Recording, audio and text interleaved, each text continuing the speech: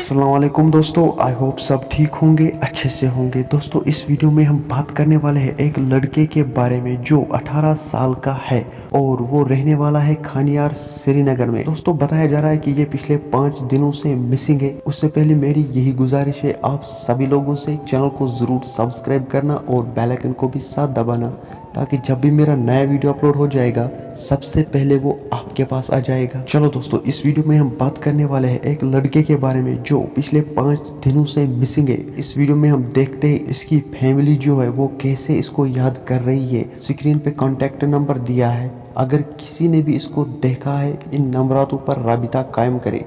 चलो पहले हम इस वीडियो को देखते हैं, उसके बाद हम बात करते हैं।